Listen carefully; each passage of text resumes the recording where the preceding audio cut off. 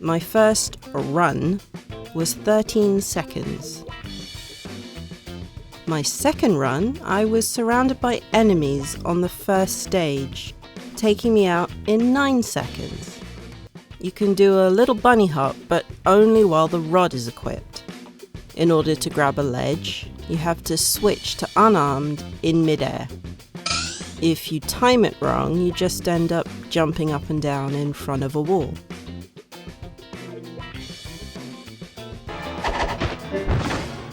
The action button also pulls you out. After getting knocked down a few times, there was a huge gap I had to somehow get across. So I tried holding the jump button, taking a run up, trying to hit jump at the last second, but nothing worked. So I checked the manual, and apparently L2 and X was the magic combo for jump and glide. But it didn't work, not the first time, and not the 20th time. Then, while stuck in my little loop, the enemies respawned, and of course, I didn't see them. To say this game was painful to play would be a massive understatement. 3 levels in, and most of my will to live had been drained. I got these vinyl skins from Extreme Skins, not sponsored, and it took me ages trying to think of a colour combo I liked. Then I remembered the one franchise I was excited to play in handheld, Fallout. So making a Vault-Tec Steam Deck was a no-brainer.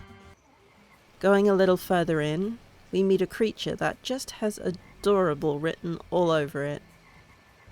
The Otterdile. We have some tasks of behaviours we need to capture, and according to the journal, they camouflage themselves as logs and play by spitting water.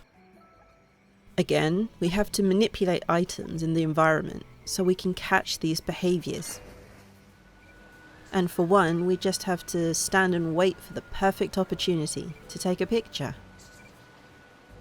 Each form has pros and cons, and movement in gun form is very slow, but can take a beating. There are yellow points where we can use gun form and become a powerful static weapon.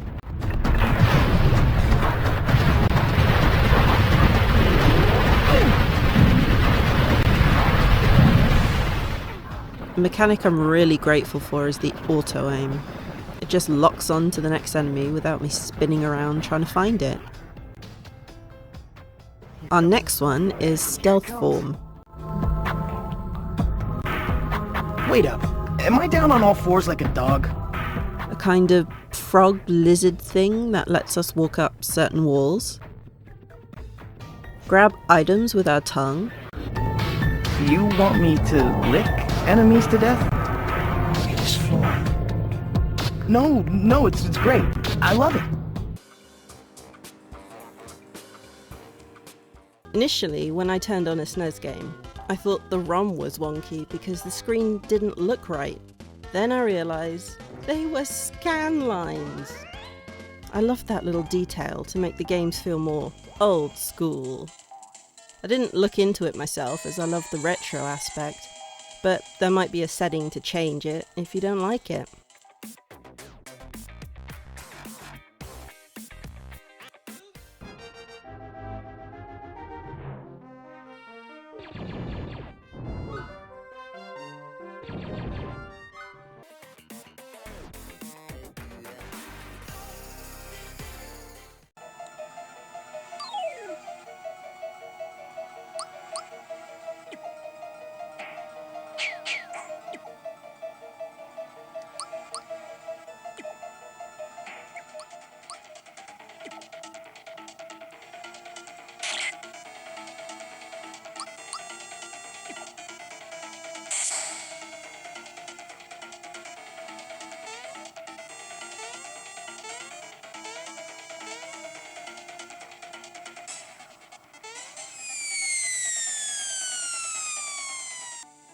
Here's where things got a little weird in my head. Good weird, of course. Seeing an advanced game on such a huge screen with excellent colours and sharp pixels was crazy. I played Minish Cap on my GB Micro, so the size difference alone blew my mind. I do love experiencing Game Boy Advance on the Steam Deck though. Kind of feels like everything's remastered. It looks good in docked mode hooked up to a screen, but we all know handheld is the way to go.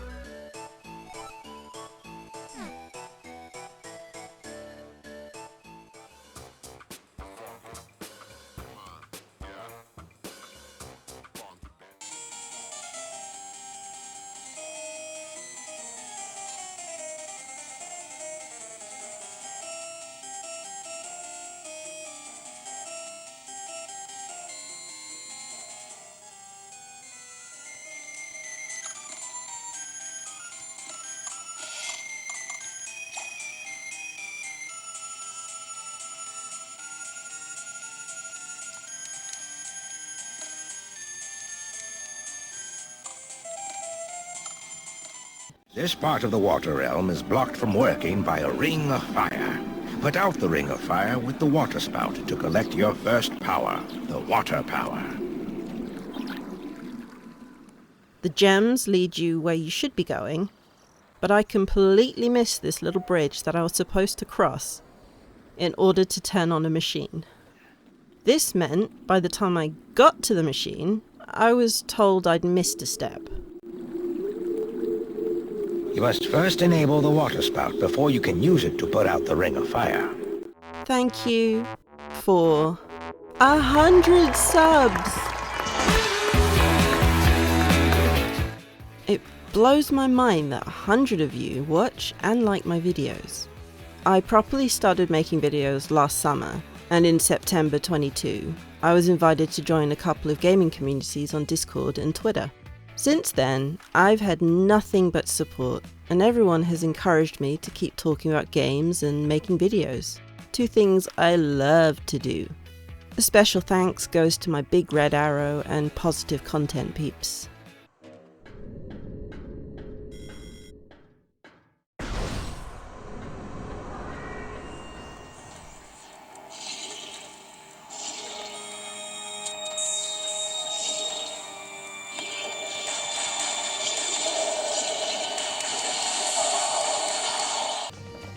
The Steam Deck has a little mouse pad which can be used to move the cursor, but the right stick is also mapped out to be a cursor too.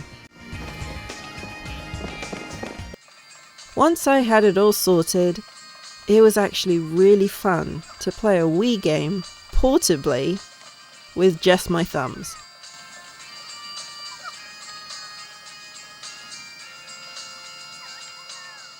So, disc-based Nintendo is a little more fiddly than cart-based, with settings to tweak, controller inputs to calibrate, and other details to learn in order to get them to run. In my opinion, everything was playable and ran well, but you can make up your own mind if it's worth emulating these consoles. Once you get all the settings sorted, and you've made things look and feel the way you want, you'll have a monster of a Nintendo emulation machine on your hands. As with most early 2000s games, female characters wear the least practical outfits. Your corruption has stained this realm for far too long. Epothos will never be yours. Why is this little guy drowning in a test tube? Is the red one helping or just wandering around having pieces dropped on its head? So many questions in such a short amount of gameplay. If I said 3D Space Invaders, where would your mind go? Probably not this direction. We can only move left and right. A mechanic I really liked was summoning elements or animal spirits, such as becoming a huge spectral bear and swiping enemies out the way.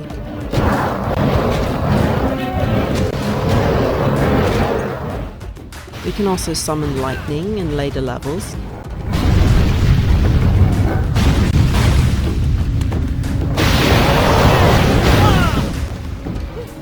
And fireballs. These element attacks use a gradually expanding area of effect, and once used, will defeat all enemies within the circle and reset. With each area and island having memorable moments. I'm looking for pirates, not termites. Then you took a wrong turn. Can happen to anyone. There's a path that'll take you right to him. Between the mountains, other side of the waterfall. It's northeast of here. Can't miss it. I'll just stay here with the termites. We use L2 to age or restore items, or as an aging attack on enemies.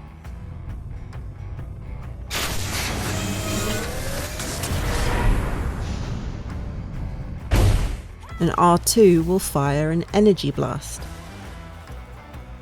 We can also briefly pause time, drag items from the past, pick up and move objects,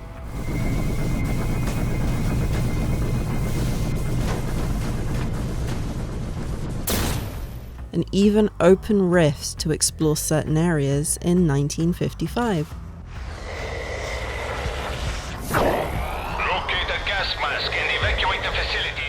The animations were fine and the combat was varied, but the cutscenes. Ah man, the cutscenes. We have to stop them before they reach land. We can use these cannons.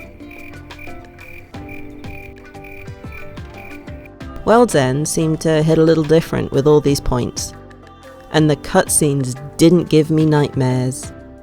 The animations for both cutscenes and combat were really well done, and I felt like they had character. Witness my desperate search for the Voodoo Queen, Teodon. I didn't think I'd use the bow in combat too much, but there are some enemies that you can only hit with an arrow, so it made me mix things up a little. There are glowing gem-like areas on some enemies, which cause extra damage when hit, and we can also set our rot friends on an enemy to cause a kind of stun and some damage. Oh, and if we take too much damage or miss a dodge, we get helpful comments from a disembodied voice.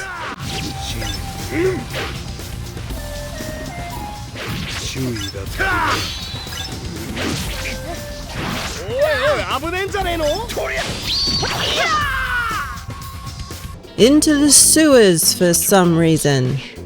And we get to use our crossbow on some reanimated skeleton zombie things. Wow, that was as powerful as sneezing. And just as useful.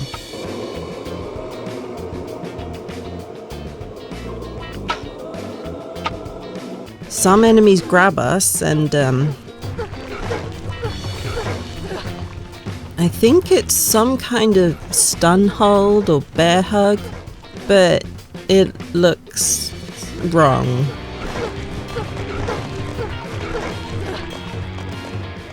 The mechs come in different forms, such as melee, shielded, and turrets. There are also huge boss robots that we have to defeat in different ways, such as using the environment or getting its health down, then chasing it to perform a takedown.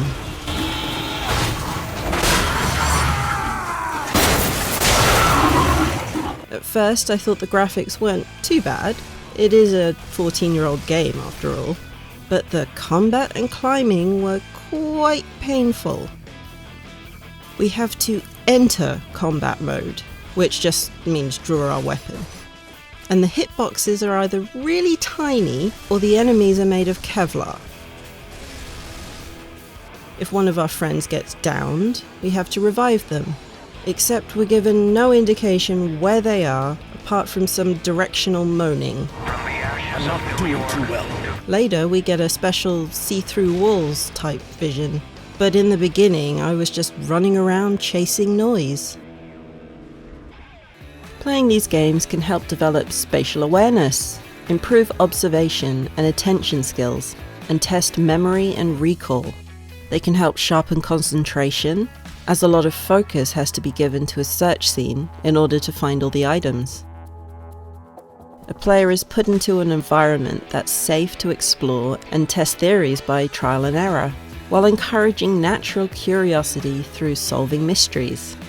This is important because, like cozy games, in order to feel comfortable with experimenting, we need to know all our other concerns are taken care of, such as safety or knowing consequences. A lot of games on the Switch came out the same year or a few years after Steam, so there's the thing of having to wait for a title to be ported over before you can play on Switch. The regular prices of these games fluctuate between stores, and it's not too clear why. If you're looking at the percentage of the discount you're getting, this can be confusing as the Switch might offer a higher discount, but also have the higher regular price. The audio is quite average. I listened to music through them and it was flat sounding and lacking bass. Watching videos, however, was a little better, so don't buy these if you're after an amazing audio experience. They're no high-end gaming headset, but they try. Music quality is good, and in-game chat is clear. And for £10, you couldn't find a better pair of headphones. There are also collectible figurines we can find, 18 in all. And the only way we can make them follow us is to do a little dance. This was just perfect and made me laugh every time I found one. If we return them to the collector, we get rewards. An optional but achievement-worthy treat is putting on hats that we discover around the world. This doesn't do anything, but it's always fun to have even the smallest customization. The spells don't feel like they do anything. No rumble feedback or obvious enemy reactions. Just a lot of sparkly effects. The enemies can gang up on you in some places, so keeping a target log, waving your wand, casting spells, and running around becomes really tiring. Not to mention their ranged attacks, which usually appear as a green mist. They come from all directions, and because of the camera, you don't always see them in time. Overall feel of the games was very different, with them becoming more and more fantastical as they progressed. One had magical aspects, but was set in a world that was familiar, such as streets or temples. 2 had more varied level designs, but kept areas like towns and cities, and added strange forests or demonic realms into the mix. 3 was based entirely in one place, but had different biomes such as snow or forests. Characters yell out random lines now and then, which I think was meant to be motivating. They're pushing us! Yes, we're doing great! Hey, leave some for me! Ready? Now, finish them! Thanks! Leave the scrubs for me! But instead came off as another trait that just made me laugh. I found that even though the levels were small and pretty linear, I was getting lost because of how subtle the environmental hints were. For example, we get shown in a cutscene how these catapults fling bodies once loaded, then just leave you to figure out that certain catapults will open new areas. Loading these was a struggle in itself, trying to aim enemies or position a throw just right in order to trigger the animation.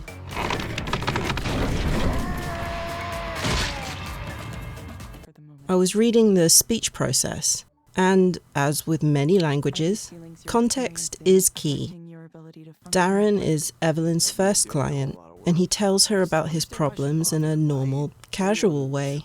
Eliza picks up keywords and separates them into positive and negative, but doesn't take into account the context they're used in. And how does thinking about getting fired for that make you feel? Honestly, I'd feel good about it. They don't deserve me dragging them down. Everyone there is smart and motivated and has a wonderful, promising career, beautiful, successful people.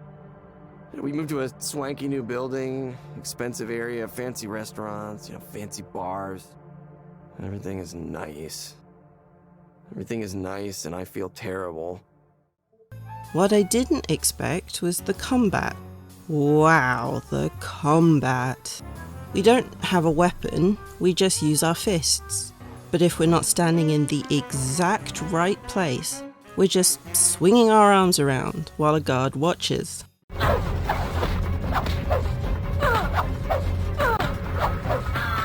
Talking of difficulty, the monks aren't always the most observant people, with some looking directly at us while we wander past. But we're in a shadow, so it's fine. Others have such a big field of view that it feels too hard to try and get past them. This does create out-of-the-box thinking, but other times it's just easier to find another way round. Let's see some of this thrilling combat then, game. Right, yes, very thrilling indeed. Also, the amount of lag and pauses was crazy, considering I was playing this on Xbox, and there was nothing else it had to do except play the game. Maybe the other 3 things on the box might deliver. We can also throw items at enemies, which is always funny. There are little environmental puzzles in each area, like having to cut down a wooden stand and make barrels fall on an enemy, or moving boxes to certain places in order to reach new areas. Then we get these little ninja imps, which I was not ready for.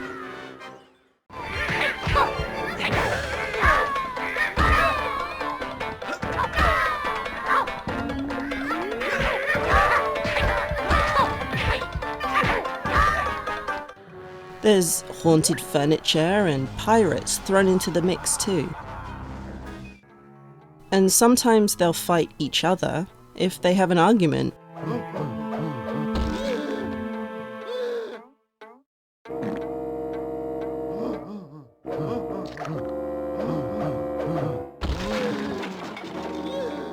The loot goblin in me also appreciates finding random things in barrels and being rewarded for being nosy. You don't need 50 hours of busy work tedium to tell an engaging tale. I just wish the game had license to dive into more contemporary fiction.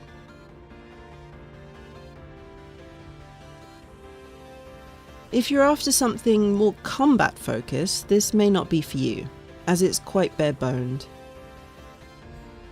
But if you're after something different, that has a familiar yet modern feel to it, give this game a go, and get lost in a good book.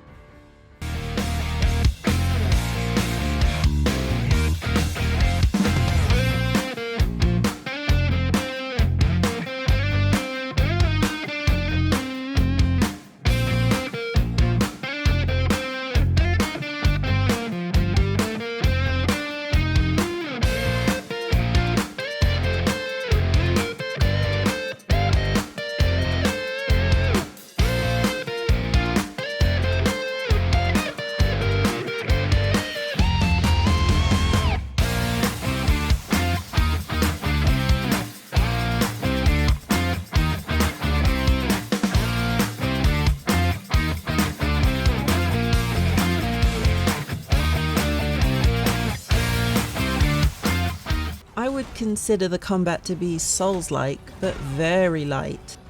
You have a choice of weapons which are always equipped, and you can swap between them to either fight in a certain style, or again, mix up heavy staff attacks with short sword attacks. There's dodge and roll mechanics, and though many people said the boss fights were too easy, you still had to watch them for behaviours and telegraphing. which is a lot more complex than just hack and slashing. The humour was perfect in this game. The Wolfen were menacing, but made out to be kinda dumb. The way we can use environments to get rid of some of them made me laugh out loud several times. And the fact that they continue the joke made it even better.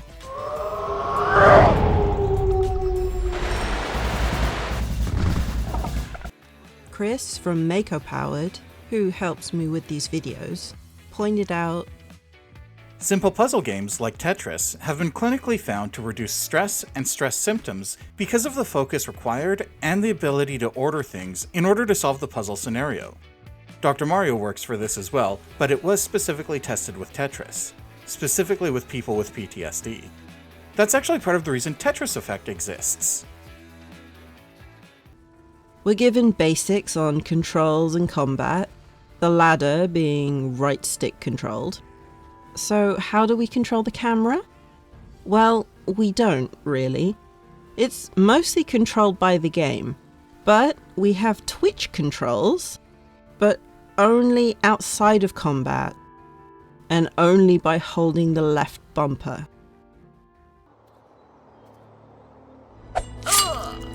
Now she got what she deserved.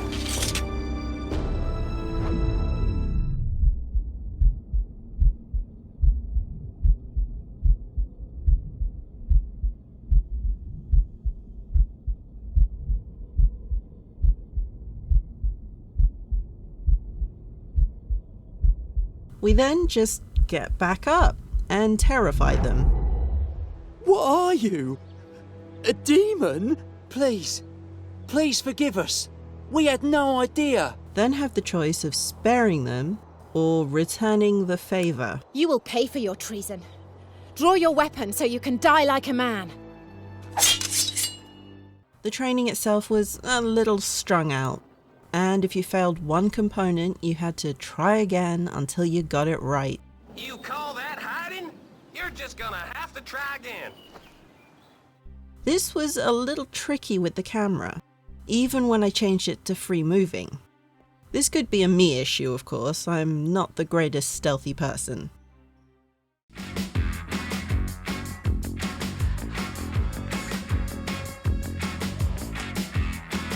This was fun. Let's do it again sometime. And if you like what you saw, don't forget to subscribe and leave a like down below.